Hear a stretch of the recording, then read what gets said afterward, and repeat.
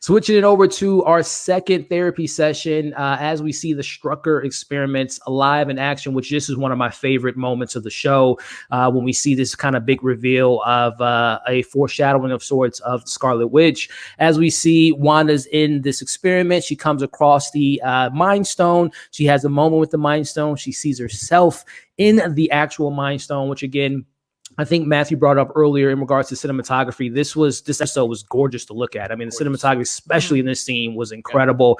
And again, Elizabeth Olsen in this whole sequence was just incredible as well. So, Amanda, just your thoughts on that very, very awesome shot of a future Scarlet Witch on her way to the MCU officially. Oh, it was so cool. I think that was the coolest part of the episode, seeing that, and then in her eyes as well. There was Marvel Perfect shots on Twitter, and then they showed like all of the eye shots that they had throughout the MCU. I thought that was just so cool. They keep doing it, and this was such a wicked one. I loved it so awesome. Much. But this flashback was so dark and creepy, and you could even tell that Elizabeth Olsen has been knocking it out of the park every single episode. Please just let her win some awards for this. But even the physicality change, especially in this flashback when she was going like under those experiments, her physicality, the way she moved, the way she looked, like it was completely different than the Wanda that we've seen in other flashbacks or even in the episodes right now. And I thought that was just amazing that she changed so much.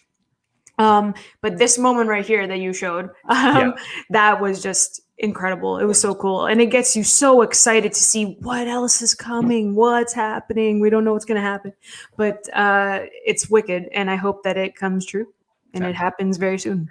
I couldn't agree with you more. Chris, man, your thoughts on, again, the Strucker experiment, another commercial coming to life and seeing her being the volunteer coming across the Infinity Stone in regards to the Mind Stone, amplifying her powers, man. What's your take on this whole sequence of Wanda seeing herself in the future?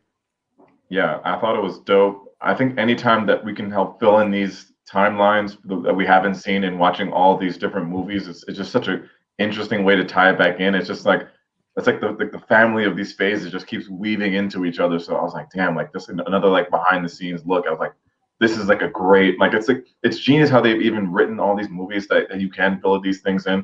But yeah, I thought it was dope. What about you, Paul, regarding this Scarlet Witch foreshadowing of seeing herself in the future, man? Really good. I got goosebumps with it. It's a shame they didn't get the scientists back. I think that would have been a really good touch.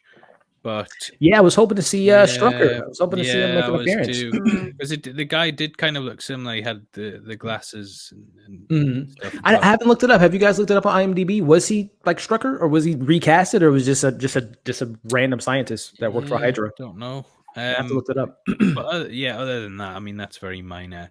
Yeah, the scene itself was excellent, and people have obviously gone back and turned the brightness up on that screenshot. Yeah, I saw that. Yeah, out how the character looks, and have heard that is how she's gonna eventually end up looking in Doctor Strange 2. So it's kind of foreshadowing that, and really good moment.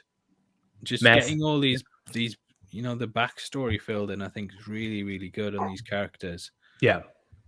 100%, man. Matthew, man, your take on this moment and this beautiful cinematography of seeing the Scarlet Witch come into fruition. Yeah, I loved it. I thought it was a masterpiece the way it was shot. Again, like Amanda said, that eye shot was just beautiful. But seeing Scarlet Witch almost come down like from the heavens, it was so badass. And I cannot wait to see her in her full costume. And I love how they took the idea of Scarlet Witch and made it like a prophecy. Like Wanda is fulfilling her destiny, her prophecy, whatever the case may be. I love how they took the identity of the Scarlet Witch. It's almost like very similar to like Jean Grey and like the Phoenix Force and becoming the Dark Phoenix. But I love how they turned the Scarlet Witch into like a prophecy that Wanda's fulfilling, because it's going to make it so much more satisfying when she really comes full circle and just becomes that character. And like Paul said, when she's wearing that costume and she's fully Scarlet Witch with probably the accent, I'm guessing she's going to have the accent. It's coming back. Yeah. I love that Agatha made fun of her too. It's like, oh, it comes and it goes. Like we knew this. Like Genius. Yeah, here is that shot that you guys were Look at that referring beauty. to. Let me see if I can zoom in amazing. here and make The it full screen. headpiece.